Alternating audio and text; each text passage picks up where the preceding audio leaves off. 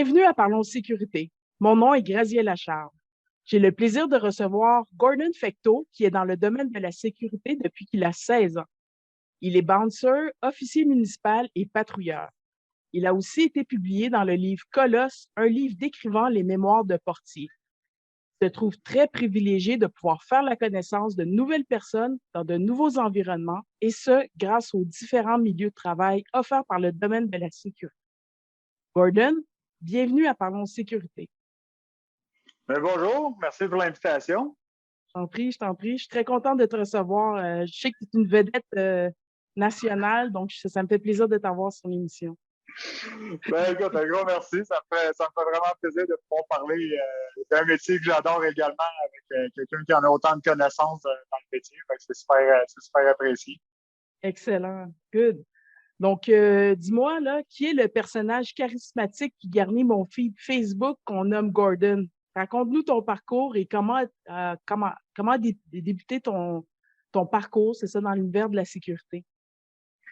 Écoute, comme tu as mentionné, j'ai commencé mon parcours. J'étais très jeune, j'étais même pas majeur. Je me tenais dans des bars parce que j'avais l'air plus vieux que la normale. Il faut mettre en contexte que dans ce temps-là, je faisais quasiment 350 livres. J'avais une grosse barbe, j'avais déjà des tatouages. Et puis, je sortais avec des chums dans des bars. Et puis, j'étais dans un petit bar de campagne dans la région de Valleyfield, qui n'existe plus aujourd'hui. Et puis, ça a tout simplement commencé, une altercation entre un homme et une femme. Et puis, l'homme se montrait très insistant envers la demoiselle. Et puis, j'ai juste demandé au monsieur de quitter. Il voyait bien que la femme voulait absolument rien savoir de ses avances. Je regarde, je faisais la paix, pas jouer ailleurs. Puis monsieur, il l'a mal pris, il s'est élevé. Puis ça a été comme le fil en aiguille. Instinctivement, je l'ai maîtrisé, je l'ai couché à terre, je l'ai sorti du bar. Et puis, quand je suis rentré à l'intérieur, il y a un gérant ou le propriétaire est sorti, puis il m'a dit cherche pas une job de portier, hein? Justement, puis je commence à avoir un peu d'affluence dans mon bar, puis il dit un petit bar de campagne tranquille, mais quand ça brasse, ce serait le fun d'avoir un gars de sécurité. J'ai regardé mes chums, j'étais comme pas trop sûr, j'ai pas 18 ans. Ah ouais, donc, combien ça paye? Ça payait bien. Let's go, on embarque. Puis, ça a commencé comme ça, de fil en aiguille. Je suis déménagé, je suis en allant en ville, et puis j'ai fait des bars un peu plus gros. J'ai commencé à me faire connaître aussi. Puis, mais ça a commencé par un petit bar de campagne dans le coin de Valleyfield. Wow, ouais, c'est incroyable. J'ai eu une expérience similaire. Ben, j'ai pas dans un bar, puis j'étais majeure. Mais, mais c'est ça, tu sais, c'est de. En fait, j'ai aidé un ami là, pendant ma pause. Bon, je finissais un quart de travail, puis un endroit où ce que mon ami travaillait, il était dans le jus. Puis là, il m'a dit hey, tu peux-tu venir? On est dans le jus. Fait que je suis débarquée là. Puis aussi, ça a bien à donner parce qu'il y a un gérant qui m'a vu faire une intervention, qui m'a dit hey, tu veux-tu travailler avec nous? Donc, ça ressemble un petit peu à ton parcours, là, ton début de carrière. Okay, exact. Ah, des fois, il suffit juste d'un coup de chance ou d'avoir une connexion avec une personne, puis on se trouve aux bonnes places au bon moment, disons. Exactement. Aïe, aïe. OK. Et puis, parle-nous donc de ton. On va rendre ça un petit peu juicy, là. Quand tu travaillais dans des bars de danseuses, OK, qu'est-ce qui t'a poussé à aller travailler là? Comment ça se passait? Ah, qu'est-ce qui m'a poussé à aller travailler là? Ben, c'est sûr que le mode de faire d'un bar de danseuse, c'est très différent que d'un nightclub. C'est sûr que les méthodes d'intervention sont très différentes aussi. Le nightclub, tu n'as pas tant besoin de dialoguer lors de tes interventions. La musique, l'ambiance est tellement forte que tu n'as pas vraiment de discussion à faire. Tu interviens avec la personne, tu l'expulses, ça finit là. Le bar de danseuse, il y a un côté un peu plus humain. Tu peux pas rentrer dans le tas embarcassant en tout et puis tu as beaucoup de gens qui te regardent, tout le monde est assis. C'est sûr que bon, il y a une ambiance, il y a des belles femmes, l'ambiance est là, l'atmosphère. C'est plus une atmosphère de party privé comme on pourrait se faire à la maison. Les clients sont plus réguliers, tu les vois un peu plus souvent. Il y a des clients qui viennent quand même relativement soit chaque jour ou à chaque semaine dans un bar de danseuse. Tu crées une meilleure proximité avec les gens. J'aime créer des proximités, j'aime développer des liens avec les gens. Un peu pour ça que je me suis fait ramasser à travailler dans les bars, la sécurité, ces choses-là. Puis tu sais jamais qui tu peux rencontrer. Tu peux rencontrer autant des bonnes personnes que tu peux rencontrer des mauvaises, mais il y a une plus grande facilité de proximité avec les gens dans les bars de danseuses que dans les nightclubs. J'aime plus l'ambiance strip club que nightclub. OK, très bien. Et puis, c'est ça, tu me parles des nightclubs puis des bars versus les bars de danseuses. Euh, Est-ce que, bon, tu parlais de l'approche, comment qu'on fait pour sortir quelqu'un ou pour faire comprendre des choses aux gens. Euh, dans un bar de danseuses, comment que ça se passe? En quoi c'est si différent qu'un nightclub, disons? Je te dirais que c'est un petit peu, je mettrais ça, la circonstance un peu, mettons, dans un bar de danseuse, comme si tu avais à intervenir dans une conférence, disons.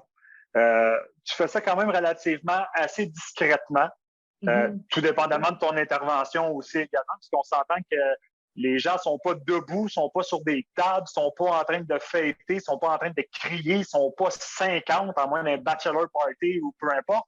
Okay. C'est des gens relativement qui se présentent dans un bar de danseurs, ils s'assoient, ils viennent de finir de reprendre leur journée de travail, ils prennent leur bière tranquille.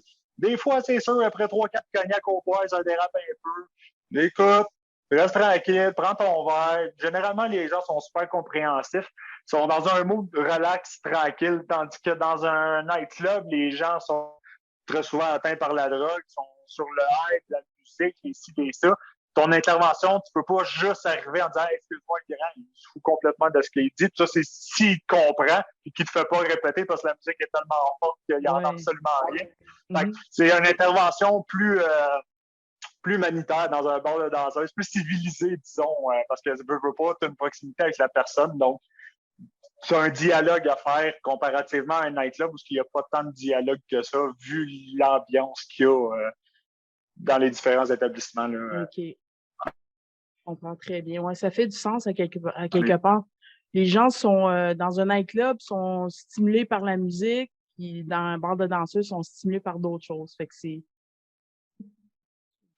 Exactement, c'est exactement. J'essaie de comprendre. On a moins de difficulté à avoir de l'attention dans un bar de danseuse que dans un nightclub, mettons. C'est différent. C'est des atmosphères différentes. Chacun aime ça. Si tu n'aimes pas trop discuter avec les gens ou prendre le temps de prendre des nouvelles des clients habituels, c'est sûr que tu ne vas pas travailler dans un bar de danseuse. C'est beaucoup de. C'est beaucoup de PR, excusez-moi l'anglicisme, dans un bar de danseurs, c'est beaucoup de PR. C'est d'aller voir les gens, bon, comment ça va aujourd'hui, Réal? Ça va bien? Ouais. Tu prends un verre, je t'en paye un. Ouais, je t'en paye un. C'est vraiment des échanges comme ça avec les gens. Je trouve que tu n'as pas nécessairement dans des nightclubs. C'est comme paye, qu'est-ce que tu veux, puis il faut que ça aille vite, il faut que ça roule. C'est comme ça. Selon moi, tu as deux types de portiers. Tu as les portiers de bar de danseurs, puis tu as les portiers de nightclub. Tu peux faire les deux si tu veux, là, mais il y en a des portiers qui n'aiment pas les bars de danseuses, puis il y en a d'autres qui n'aiment pas les nightclubs. Ça dépend de quelle approche que toi, tu as avec les gens. Ce qui a beaucoup changé aussi au fil des temps, parce que je ne peux pas. Avec l'émission des BSP et ces choses-là, on n'a pas eu le choix de s'adapter à un côté psychologique. Le 10 ans, on n'était pas obligé d'avoir. C'est sûr que certains portiers ont été obligés de s'adapter à développer une façon de discuter avec les gens parce qu'il y en a qui. Même moi, le premier, j'intervenais avec les gens, puis si tu me disais un mais, tu rouspétais pas quand je te disais quelque chose, je te demandais de sortir, tu sortais. Si tu sortais pas, te bardassais, je te sortais, puis c'était même. Là, aujourd'hui, c'est plus le même, malheureusement, tu peux plus faire ça. Fait qu'il faut t'apprendre à développer un côté civilisé, psychologique. Tu sais que la personne est atteinte, faut que tu une approche différente. Le métier a beaucoup changé au travers des. Effectivement. Et puis toi, comment t'es parvenu à t'adapter à ça? Est-ce que tu as suivi une formation? Est-ce que tu t'es mis à méditer? De quelle façon tu as pu passer d'un hey, tu sors à tu peux te sortir, s'il te plaît? Ben, je dirais que de nature, j'ai une grande gueule. Fait que je suis quand même très capable de m'exprimer. Je suis quand même assez direct, puis j'aime pas répéter. vas me dire que dans un bar, généralement, les gens sont atteints, il faut répéter. Oui, mais dans un sens, je gère un bar, je gère pas une garderie. Tu n'es pas un enfant, tu es en âge mature de comprendre les règlements de l'établissement. Je ne devrais pas avoir à te répéter 3-4 fois. Cette manière, tu ne comprends pas, mais il y a des conséquences, je t'expulse de mon bar. Mais je te dirais que ça a été beaucoup de patience.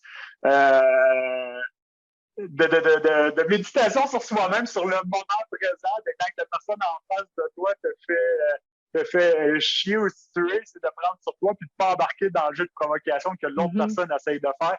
C'est beaucoup de control yourself, de self-control sur soi-même, puis de respect, tu sais ce qu'il veut, puis ça se passe beaucoup entre les deux oreilles. Ça a été dur, c'est dur. Quand tu as une mentalité d'avoir commencé d'un bon, tu tapes puis tu poses la question après s'il est correct. Que là, au fil des années, c'est OK, c'est plus même que ça se passe, puis il faut qu'on s'adapte. Ça a été dur. Ça a été dur de pouvoir être obligé de sauter dans le tas puis de faire le tough guy. Puis là, c'est réfléchir à tes actions que tu vas poser parce que ça peut aller pas mal plus loin que ce que tu peux penser aujourd'hui. Oui, effectivement. On y pense à 2 fois là maintenant. Oui, exact. Puis, raconte-nous donc justement une expérience que tu aurais aimé vivre autrement. Tu sais, de quelle façon que tu aurais préféré que les choses se passent? Pas dans un bar. Oh mon Dieu, ben écoute, il y en a plein. J'ai eu des accidents qui auraient pu me coûter la vie. Que tu te dis, bon, j'aurais peut-être pu agir différemment. Tu sais, j'ai eu un bloc de béton sur le côté de la tête sur une intervention, 5 contre 5 portiers. J'ai grimpé vite d'un rideau, mais tu sais, je parlais au client, le client te répond, il dit de fermer ta gueule pendant que tu interviens. Là, ben, je veux pas. Si tu passes une mauvaise soirée, si ta soirée est désagréable, le premier élément qui va passer va te faire sauter une coche. Tu sais, on est humain, tout le monde, on est tous des humains. Si on a une mauvaise soirée, la première chose qui va nous rentrer dedans, c'est sûr qu'on va sauter une coche. Fait que moi, au lieu de plus intervenir psychologiquement cette soirée-là, j'ai décidé que c'est plate, c'est toi je ramasse ce soir. T'avais pas d'affaire de former ma gueule pendant que je te demande juste de te passer. Ça a dégénéré, puis c'est ça, pendant que j'étais en train de m'occuper de son ami au sol, il a pris un bloc de béton sur le pont de Tachereau, puis il m'a lancé ça sur le côté de la tête, qui m'a fait la bonne petite cicatrice que j'ai ici sur le côté du crâne. Je suis pas tombé. Fouille-moi comment j'ai fait. Je suis pas tombé. Je suis juste parti après lui. Puis, mais tu sais, après, bon, il y a eu l'hôpital, puis blablabla. Mais tu sais, par la suite, tu te dis, ouais, finalement, si j'avais juste resté calme, puis j'aurais fait, OK, j'embarque pas dans ton jeu, fais juste sortir de mon établissement, puis ça va finir là. Ça serait pas arrivé. Tu sais, j'aurais pas eu la face de double de mon 16 de tête, puis, tu sais, mais c'est ça. On est humain, on n'a pas tout le temps des bonnes journées. Il y a des journées que, tu sais, oui, c'est le fun. Moi, j'adore le métier de portier. Mon Dieu, j'ai hâte que ça roule les ventes, qu'on puisse se réveiller avec les gens. Mais, tu sais, ça arrive à tout le monde aussi qu'on a des mauvaises journées, mais il ne faut pas le laisser paraître notre travail parce que, mon Dieu, que ça peut affecter notre travail, nos décisions sur les actes qu'on va poser durant notre corps de travail. Fait que, faut laisser vraiment ça de côté. Malheureusement, on n'y arrive pas tout le temps. Cette soirée-là, je l'échappe, ça arrive. Mais c'est pas arrivé souvent. C'est pas arrivé souvent, mais cette soirée-là, c'était j'aurais fait ça différemment. Ouais. Wow. En tout cas, c'est vraiment un bon point. Ce que tu dis, c'est quand on demande aux agents de sécurité, vraiment de laisser les problèmes de côté quand ils rentrent travailler. Ça, c'est vraiment un exemple très clair là, de ce qui peut arriver. Tu sais, c'est pas seulement de ne pas être concentré sur sa job, c'est qu'il peut arriver des situations, tu sais, veut pas, en étant agent de sécurité, en étant bouncer, on est confronté à des problèmes continuellement dans notre travail. Et puis, si on n'est pas prêt psychologiquement, ça peut, tu sais, l'adrénaline embarque, puis ça peut causer des petits problèmes comme tu as vécu. Donc, très bon point là, pour notre auditoire. Les jeunes recrues, là, écoutez qu'est-ce qu'ils viennent de dire, là. Oui, puis ça aussi, c'est une chose qu'il faut apprendre à se connaître quand même soi-même, je pense, parce que justement, comme tu viens de mentionner, l'adrénaline. Quand tu te retrouves face à une situation, que ce soit une bataille, puis on ne se cachera pas qu'aujourd'hui, travailler dans des bars, il y a de plus en plus de gens qui sont armés. C'est plate, mais c'est comme ça. OK.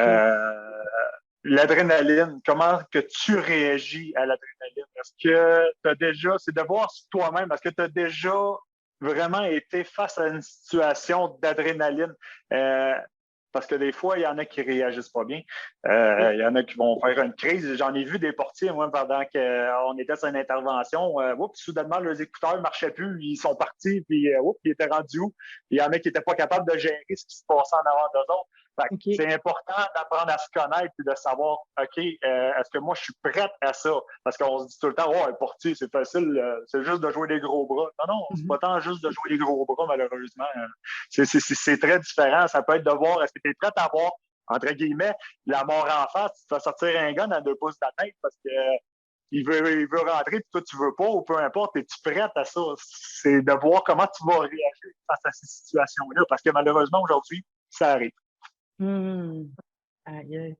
C'est vrai, on y pense pas toujours, hein, comme tu dis, ah ouais, c'est juste de jouer au gros bras. Il peut rien Exact. arriver, mais c'est quand il arrive quelque chose, comment tu réagis, là, comme tu le mentionnes, là, Exact. ouais. Exactement. Il faut vraiment apprendre à se connaître soi-même avant, je pense.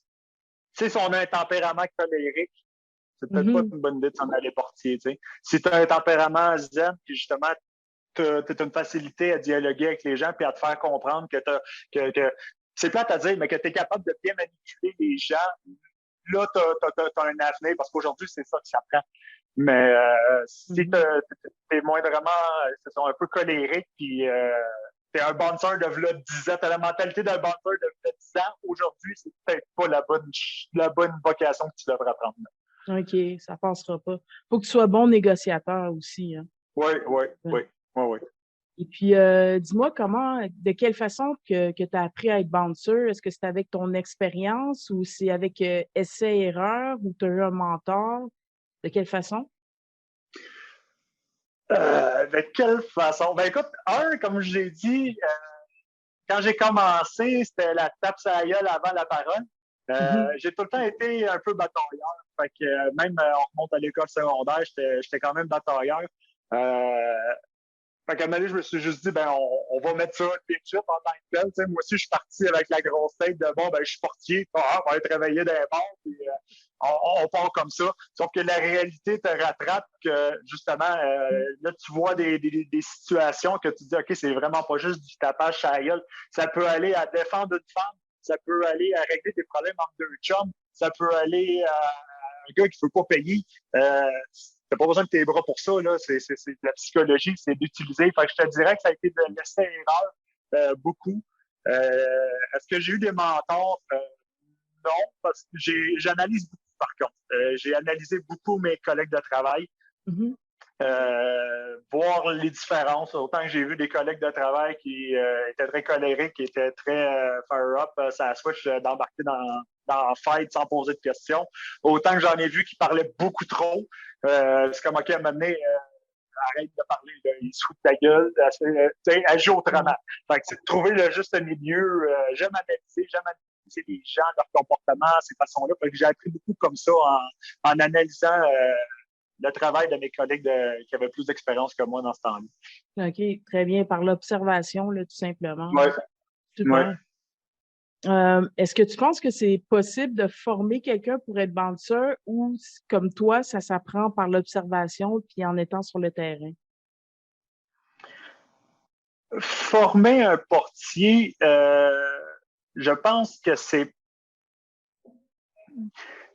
pas possible de former un portier. On peut le préparer à ce qu'il peut voir, mais le former, on peut pas parce qu'on ne connaît pas la personne. On ne sait pas comment la personne va réagir face à différentes Mhm. situations. OK. J'ai déjà travaillé dans un club, la fille a fait un arrêt cardiaque. Comment tu réagis à ça? Mhm. Dans le club, euh, bon, le principe du pistolet, le principe d'un couteau, le principe d'une bataille, d'une agression. Et j'en ai vu dans des bars aussi des agressions, harcèlement sexuel, ces choses-là. Fait que est-ce qu'on peut former un portier? Je pense pas. On peut le préparer à ce qu'il va voir et comment réagir face à ces choses-là, mais le former, ça va vraiment être lui-même qui va, en se connaissant lui-même, pouvoir se former lui-même et savoir, OK, moi, je suis à l'aise avec ça, je suis pas à l'aise avec ça, puis de prendre son expérience par lui-même, puis de vraiment, je pense, connaître ses limites, parce que vraiment, il faut que tu connaisses tes limites. On peut donner des bases pour les portiers, pour les, excuse-moi le terme, les pitchers dans ce monde-là, puis écoute, vas-y de ton mieux. Mais c'est sûr que le mieux reste l'observation. Je pense que d'observer tes collègues, prendre le meilleur de chacun, d'utiliser d'un bon jugement. Le hockey, lui, il parle trop. Lui, il est arrogant. Fais pas ça. Tu vois que ça cause tout le temps des problèmes. C'est tout le temps lui qui est en train de s'abattre. Okay, tu dis, lui, il a un problème. Il est trop arrogant. Il est trop. Ça marche pas. Lui, il est trop défensif. C'est vraiment de prendre le meilleur de chacun d'eux. Puis tu te formes une personnalité avec ça. Fait que je pense vraiment que c'est vraiment comme de leur enseigner une base puis de leur montrer que ben, ce qu'on va te montrer théoriquement est très différent de mais que tu le pratiques. Parce que c'est deux univers totalement différents. La pratique et la théorique dans un bar, c'est vraiment pas pareil. OK. Très bien. Puis, dans quel autre milieu de la sécurité que tu as déjà travaillé ou que tu travailles? J'ai été officier municipal. J'ai fait de la patrouille. J'ai quitté mon emploi récemment, au mois de janvier. Parce que, bon, je suis. C'était le fun, j'ai fait ça pendant 1 an et demi de temps. Ça m'a amené plus, je te dirais, un côté plus légal, juridique, disons, parce qu'on s'entend que, bon, il faut procéder à des arrestations, je vais aller faire des inspections municipales pour la ville, des maisons, tout ce qui était règlement municipal, je pouvais les appliquer, donner des contraventions, des patrouilles, bon. J'ai fait ça pendant 1 an et demi, fait que c'est cool, ça m'a donné une aptitude, une approche différente, parce que là, je ne travaillais pas avec des gens de bord, je travaillais avec des personnes âgées, je travaillais avec des femmes qui promenaient le chien, des couples, des enfants. On s'entend que là, j'ai perdu beaucoup de poids, mais quand tu pèses 400 livres, avec une grosse barbe, t'es en face d'un enfant de 5 ans, ça peut être touché. Il te voit arriver, donc t'es 6 pieds 1 puis 400 livres, puis boy, avec le gilet par balle puis le gros kit, là, ça peut faire peur. Fait que, c'est d'emmener différentes formes aux interventions. Fait que ça aussi, ça l'a fait pratiquer. Puis c'est ça, beaucoup côté juridique. Ça m'a aidé beaucoup. Ce qu'on a le droit de faire, ce qu'on peut pas faire. Puis, fait que ça l'a quand même, j'ai quand même pu faire ça pendant 1 an et demi. Ça a été un beau challenge, puis je suis content de l'avoir fait. OK. Oh, félicitations d'être. C'est quasiment de sauter du coq à l'âne, là. Je trouve de partir d'un milieu dans lequel où est-ce que tu étais, puis là, arriver dans un milieu plus, comme tu dis, juridique, legit, touchy. En tout cas, félicitations. Oui, c'est un milieu, c'est de la sécurité, mais c'était totalement différent. C'était pas. C'était correct. Moi, j'aimais ça, c'était un challenge. Il me faut un emploi qui me challenge, parce que sinon, je trouve ça endormant. Mais ça m'a challengé pendant 1 an et demi, c'était parfait. J'ai bien aimé. Puis, c'est quoi, t'as suivi une formation pour ça? Comment tu as eu cette job-là? J'ai appliqué sur Facebook, aussi niaiseux que ça. J'ai vu, la compagnie elle faisait un post qui recherchait des agents. Et puis, j'ai commencé comme agent dans cette compagnie-là. Puis j'avais vu que j'ai quand même un bon background de sécurité. Je suis quand même monté relativement assez vite de simple agent à sergent, à lieutenant, à capitaine des opérations. Et puis, là, c'est ça, je m'occupais des 6 Lanaudière, je m'occupais 6 Montérégie, je me suis occupé de la direction du département de patrouille, donc la gestion des tickets, des constats d'infraction, gérer avec les gens, les responsables des villes, ces affaires-là, de mettre en place des systèmes, des communications d'urgence, ces bebelles-là. Fait que je l'ai appris sur le tas, honnêtement, ça n'a pas été de formation. J'ai eu des bons coachs dans cette compagnie-là qui m'ont bien formé, bien guidé, mais ça a été pas mal sur le tas. Mais j'aime apprendre comme ça. Je suis pas très théorique, je suis plus visuel, je le pratique, puis je l'apprends quand même relativement assez vite. Fait que ça a bien été, mais ouais, je l'ai appris à la dure, comme on dit, à la dure. C'est étonnant de t'as vraiment gravi les échelons assez rapidement. Tu dis que tu as travaillé là pendant 1 an et demi? 1 an et demi, ouais, 1 an et demi. Ah, ben ouais, t'as monté en flèche. Ça a dû. Ouais, ça n'a ça a pas niaisé. été long. Non, ça n'a pas niaisé. Puis, écoute, mon employeur, je pense qu'il a vu un certain potentiel et un certain sérieux dans mes démarches. Puis, comme il m'a dit, garde, pour vrai, je te veux dans ma compagnie, je veux que tu la gères avec moi, nanana. Puis, écoute, ça a été un super défi pendant 1 an et demi. Puis, je le remercie, ça m'a amené des choses intéressantes à pouvoir mentionner sur mes prochains CV, mes prochains emplois. Ça m'a donné de l'expérience de plus dans le niveau de la sécurité pour si éventuellement je veux faire d'autres choses. Donc, non, je suis bien content. Pour vrai, j'ai rien à dire. C'était merveilleux comme expérience. Parfait. Bon, ben, félicitations pour ça aussi. Ben, merci. Et puis donc, quand toute cette histoire de COVID-19 là, sera terminée, est-ce que tu vas retourner travailler dans un bar ou tu t'accroches ton, je sais pas comment on dit ça, ta Hey, matraque? ouais, c'est ça. T'accroches le veston. Le veston, ouais. C'est une bonne question. C'est une bonne question pour vrai. C'est sûr, tant et aussi longtemps que le COVID va être là, même si on réouvre. Tu sais, on a eu comme un entre deux vagues. Entre la première et la deuxième vague, on a décidé de rouvrir les bars avec des conditions très limitées. Ouais. Et puis, j'ai été faire un tour où je travaillais, et puis ça avait juste pas de bon sens. Restez assis, portez votre masque, vous ne pouvez pas faire ci, vous ne pouvez pas faire ça. Lavez-vous les mains. C'était juste épouvantable le contrôle que le portier qui était là devait faire. Ça ne m'intéressait pas tant que ça. J'étais comme, oh, j'ai pas envie de jouer à la gardienne. J'ai pas envie de ça. Je comprends très bien. Mais c'est ça, exact. Mais peut-être même que tout ça soit réglé, qu'on ne soit pas obligé d'établir ces règlements-là.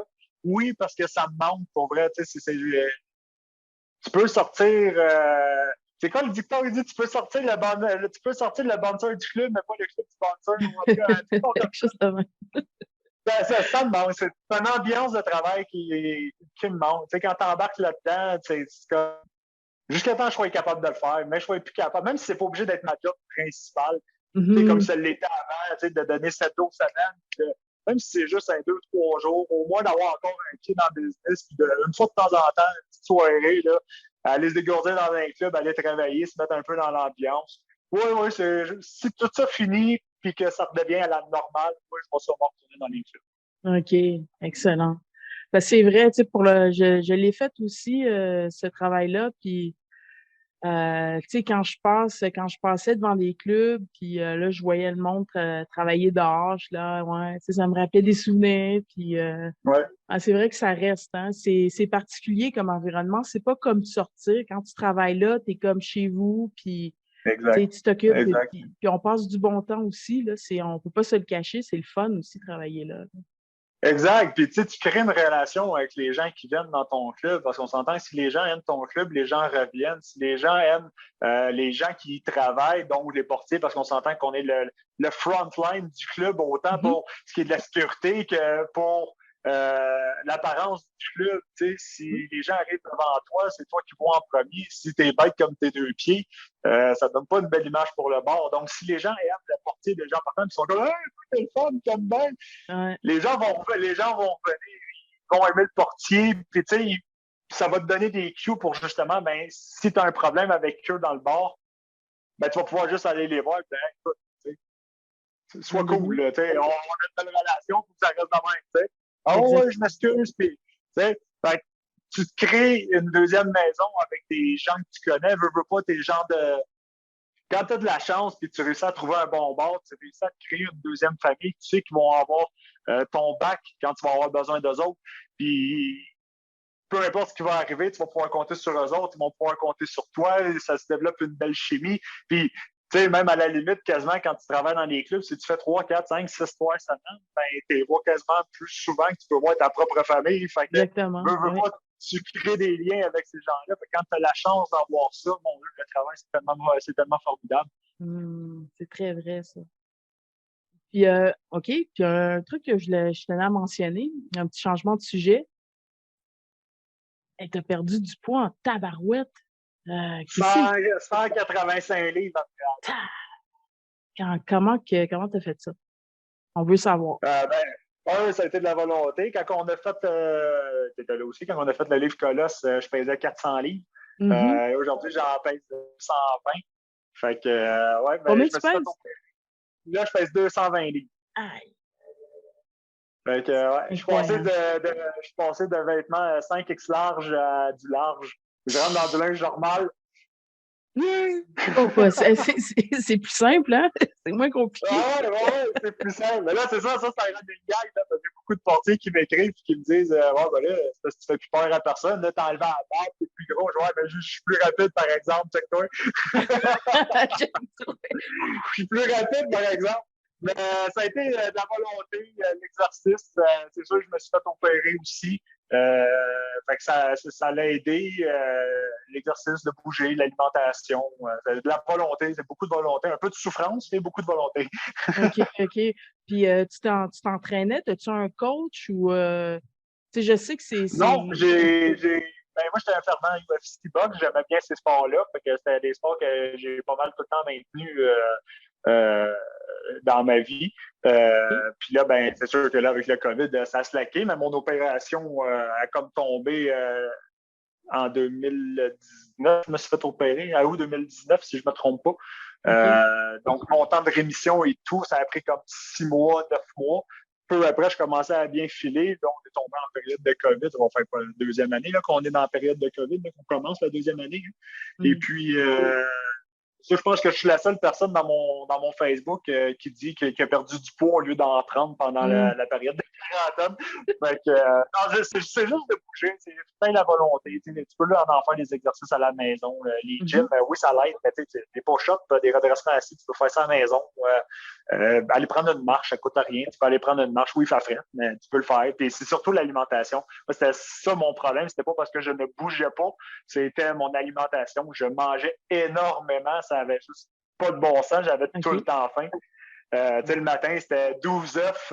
Dîner, c'était un poulet entier. Le soir, c'était un steak. Je pouvais manger des collations entre-temps. Fait que c'était un appétit qui j'avais tout le temps faim. C'est ce qui me procurait mon énergie. OK. Fait que ça a vraiment été le but, c'était de faire rapetisser mon estomac. Fait que m'en ai fait enlever une partie. Puis, ma fille de 8 ans mange plus que moi. Puis elle porte la même grandeur que toi aussi. Elle est grande, elle va être grande. Aïe, aïe. OK, puis en plus, bon, fait que là, si on récapitule, t'es portier, patrouilleur municipal, t'as Ouais, perdu 180 livres et plus, puis t'es ouais, entrepreneur en plus. ouais. T'as une compagnie de transport qui s'appelle Transport GM, c'est bien ça? Oui, j'ai parti ma petite compagnie de transport en 2019, Transport GM, parce que j'étais comme entre deux emplois. Je savais l'été, la COVID commençait à frapper, les bars commençaient à diminuer, puis je suis pas du genre à aimer être employé. J'aime bien avoir ma propre business, ces choses-là, être travailleur indépendant, j'aime bien. Et puis j'ai commencé à travailler ma petite business que je me suis ouvert. Et puis là, c'est sûr qu'entre-temps, je me suis ramassé avec la job de officier municipal. Fait que c'est sûr qu'il a fallu que je délègue un peu. Là, vu que je suis parti de là pour m'investir dans ma compagnie, là, je suis à plein dedans, puis on va investir dedans, mettre ça sur table pour que ça puisse rouler tout seul éventuellement, et puis Excellent. pouvoir profiter. Aïe, aïe, excellent. C'est de la job, hein. Être à son compte, c'est Oui, bien du oui, oui. travail. C'est OK. ça. Ça aussi, c'est de la persévérance. Faut pas baisser les bras au premier obstacle parce que tu ne poursuivras jamais, mais c'est d'investir, puis d'y croire, puis de trouver des solutions. Exactement. Faut investir. Faut investir. Mais c'est un bon Pas, choix. pas juste monétairement, là. C'est vraiment comme. Faut pas perdre espoir quand tu fais ça, parce que c'est sûr que tu vas rencontrer des obstacles. Mhm. Puis c'est vraiment. Investis-toi corps et âme dans ton projet, puis c'est ça qui va faire que tu vas réussir. Hein. Fait que c'est ça que je fais, puis je me lance à fond. Fait que, je remets ma business sur la track, puis je l'ai délaissé un peu. Puis, je suis bien content, mais la date, ça va bien. Pour vrai, j'en ai fait un justement aujourd'hui. Je suis arrivé comme à 18h chez nous. J'étais comme, oh shit, j'étais serré. Ouais. On s'est écrit, j'étais serré dans le temps. Fait que, mais ouais, ça va bien. Je suis bien content. Excellent, excellent. C'est super. En tout cas, je te souhaite le plus grand succès dans ton entreprise. Puis justement, on va mettre oui, je t'en prie. On va mettre un petit lien là, dans la description pour que s'il y a des gens qui sont intéressés, juste faire un petit recap des services que tu offres dans ton entreprise. Ben, dans le fond, si ça se transporte, je peux te le transporter. Mais si ça peut être un déménagement, Ça peut être juste des bras, helper. Tu sais, des fois, ouais, t'as besoin des chums pour ton déménagement, il n'y en a pas un qui se pointe, tout le monde est malade. Là. Bon, Ouais. moi, je peux faire ça. OK. Ça peut être des services routiers, je peux faire des boosts, des changements de pneus, t'achètes des meubles sur des sites qu'on nommera pas. Ton véhicule, ça ne rentre pas dans ta Prius. Je vais aller les chercher, je vais te les emmener chez vous. OK. Tu veux rénover, c'est le temps. Là, en ce moment, là, tout le monde rénove. Là, ils ont un trip de tout rénover. Tu n'as pas de place des matériaux de construction. Je vais aller les chercher, je te les emmène.